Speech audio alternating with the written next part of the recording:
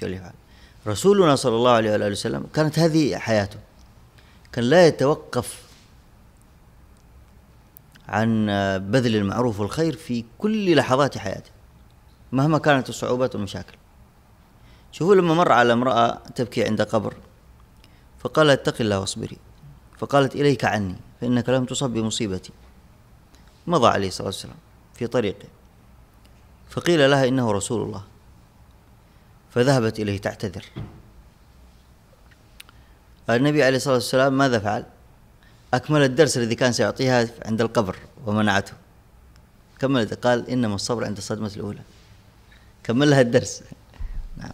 حتى لا يضيع، يعني ما قال خلاص زعل منها وخلاص وليش أنت اللي فاتك القطار، ما قال لك يعني ما تسمعي لي. نعم.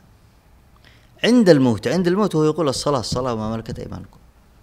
عند الموت ما في شيء اسمه وقت ضايع، لا ضايع عند المسلم، إنما يستغل كل وقته ما استطاع فيما ينفع به نفسه في الدنيا والآخرة. أنت تنظر ما الذي ينفعك فتحرص عليه، تحرص عليه أشد الحرص، ثم تنظر في الأسباب التي توصلك إلى ما ينفعك، سواء ينفعك للدين أو للدنيا. أهم شيء أنه حتى الذي ينفعك للدنيا ما يضر بدينك، هذا أهم شيء.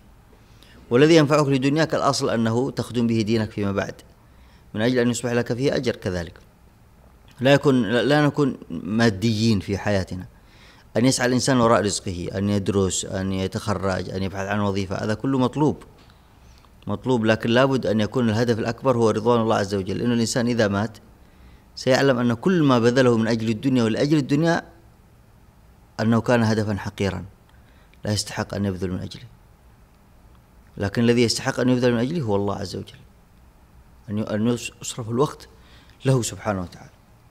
فتحرص على وقتك أشد الحرص، ولا تستهن بالدقيقة. شوفوا، الذي يستهن بالدقيقة تفوته 5 دقائق والعشر والساعة تفوته. الحريص على اللحظة يعني يبارك الله عز وجل له في وقته. وأنت تلاحظ مثلا تقول وأنت تقرأ قلت خلنا نشوف إيش في الواتس من رسائل.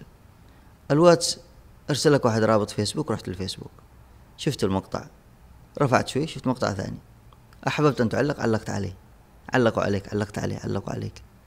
بعدين قلت أعوذ بالله من الشيطان، رجعت وشفت على الواتس إلا أحالك على تويتر، رحت لتويتر ومشيت معاه شوي، أحالك على الانستغرام. والمهم أنت لازم يكون عندك كل البرامج هذه وإلا ستنقض الأرض وتتهدم إن لم يكن عندك هذه البرامج كلها. وطب إيش استفدت شتات، الذي استفدته شتات في الذهن في الفكر، ما في فائدة في الأخير، ما في فائدة.